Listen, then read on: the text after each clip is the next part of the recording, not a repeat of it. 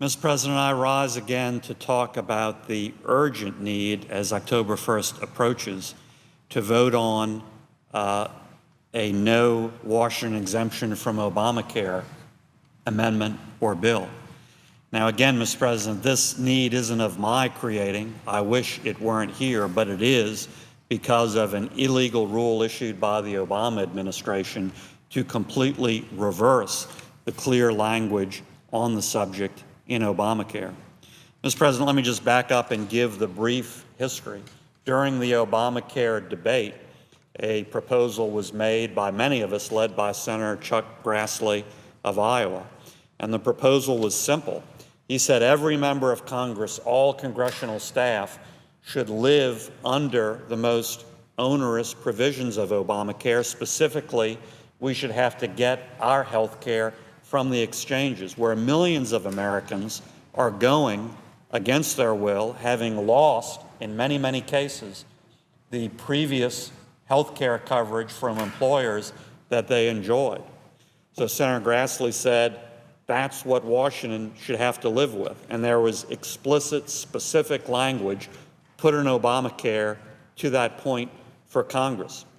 Said every member of Congress, all congressional staff have to go to the exchange. The intent behind this was crystal clear. As the senator said, quote, the more that Congress experiences the laws it passes, the better, close quote. And I agree with that. I agreed with it then. I agree with it now. Well, amazingly, that provision got in the final version of Obamacare. And then I guess it was a classic example, if you will, of what Nancy Pelosi said. We have to pass the law to figure out what's in it. Well, it did pass. Folks around Capitol Hill did figure out what's in it with regard to that section. And they said, oh, you know what? We have to go to the exchanges. We don't like that. And that's going to create out-of-pocket expense. We don't like that. And so immediately furious lobbying started, continued for some time, and sure enough, as a result of that, President Obama personally intervened. He was personally involved, and his administration issued a rule on this subject right as Congress safely had left town for the August recess.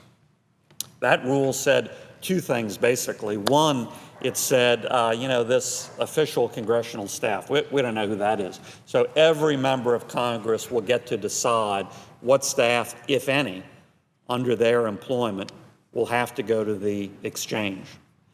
Well, Mr. President, that's ridiculous. I think that's ludicrous on its face. That's not what the statute says at all.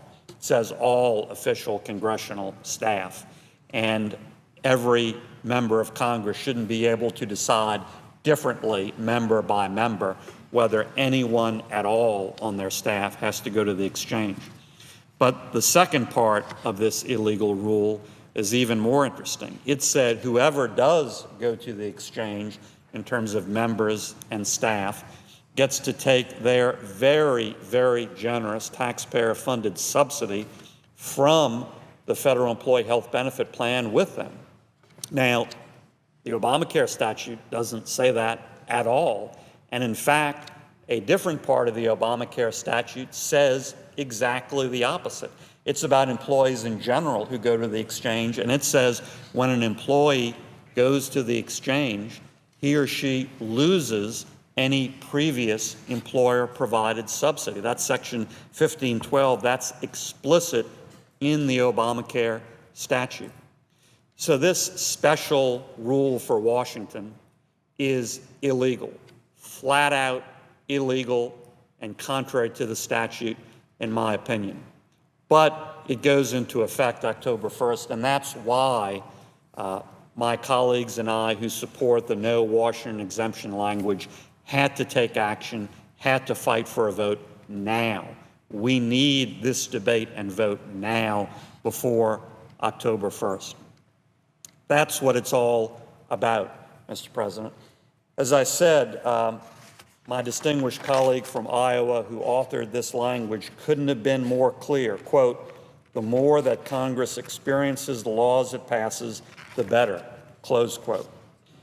Also, employment lawyers who have looked at the statute agree with me that there's no big subsidy that we should be able to take with us to the exchange. For instance, David Ermer, a lawyer who's represented insurers in the federal employee program for 30 years, said, quote, "I don't think members of Congress and their staff can get funds for coverage in the exchanges under the existing law," close quote. That was in the New York Times.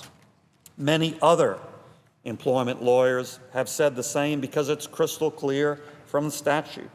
As National Review Online reported, quote, "Most employment lawyers interpreted that to mean that the taxpayer federal health insurance subsidies dispensed to those on Congress's payroll, which now range from $5,000 to $11,000 a year, would have to end," close quote.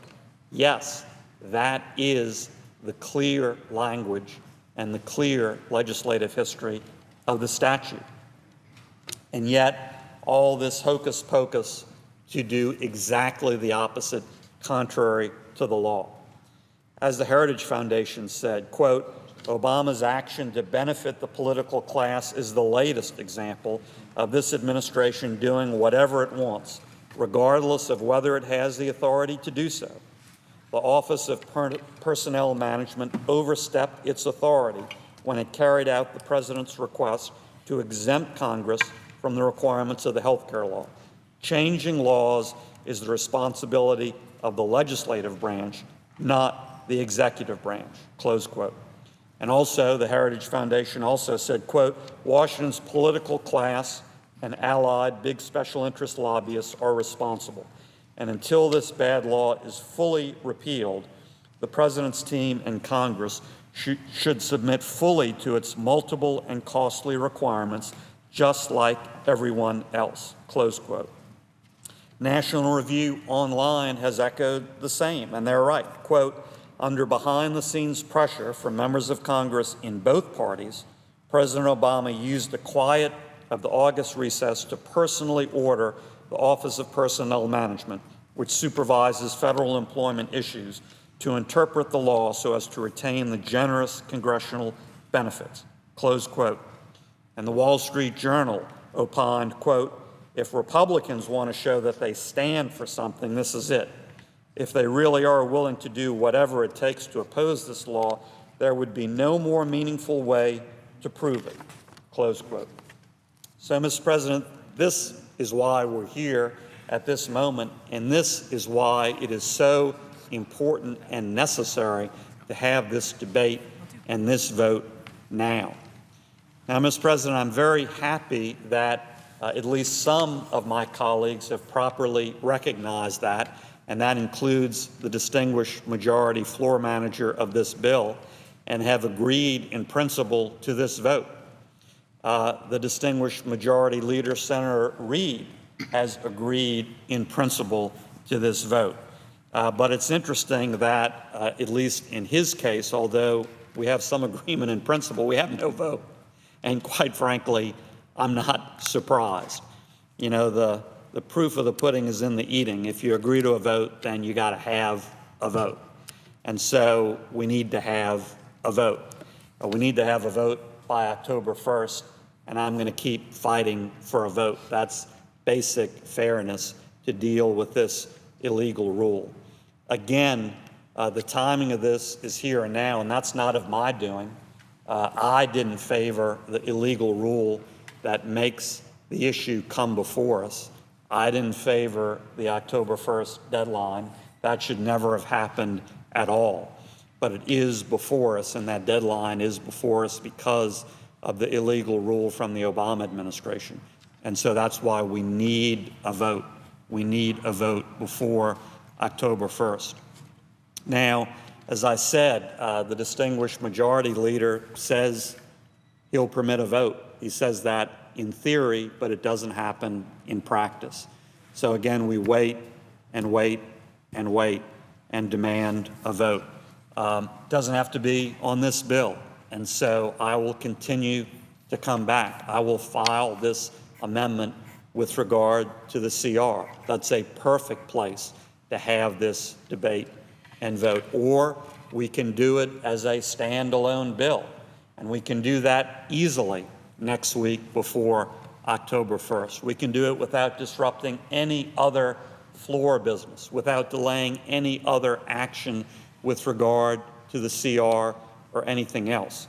And so, Mr. President, in that spirit, let me ask for unanimous consent in that regard, and I would ask unanimous consent that on Wednesday, September 25th, 2013 at 10 a.m., the Senate discharge the Senate Committee on Finance from consideration of my bill, the No Exemption for Washington from Obamacare Act, proceed immediately to consideration of that bill as 1497, that without any intervening motions or debate, the Senate proceed with 60 minutes of debate on the bill, evenly divided and controlled by the Majority Leader and myself, that the bill not be subject to any amendments, points of order, or motions to commit, and that after debate has expired, the bill be engrossed for third reading, read a third time, and the Senate immediately on passage, subject to a 60 affirmative vote threshold, a vote on passage, and that the motion to reconsider be made and laid upon the table following that vote. Is there objection? I object. The objection is heard. Mr. President, I understand that the floor leader is doing that for the Majority Leader, and I think that's very, very unfortunate. If the distinguished Majority Leader agrees to a vote in principle, we need a vote in reality. I said at the time when he agreed to it in principle that that's interesting, but I didn't think it would happen in reality. And sure enough, this week it happened. That's correct. It has not happened.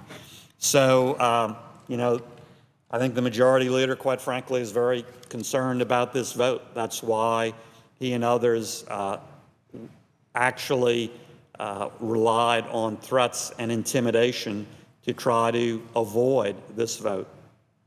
That didn't work. It's not going to work. I'm coming back with this amendment. I'm coming back with this bill. He's agreed to a vote in principle, so let's have a vote. And clearly, not from my doing, but because of the illegal Obama administration rule, that vote is timely now. That vote has to reasonably happen before October 1st, which is why I propose that unanimous consent. That is a way to have the vote, which the Majority Leader agreed to in principle, without disrupting any other business on the Senate floor. It would literally take 60 minutes of debate and a 15-minute vote. So I'm sorry that was not accepted by the Majority Leader, but needless to say, I'll be back with my bill, with my amendment. The American people deserve a vote because however it comes out, the American people should be able to know what senators will stand through that vote with Washington and what senators will stand with America. Thank you, Mr. President. I yield the floor.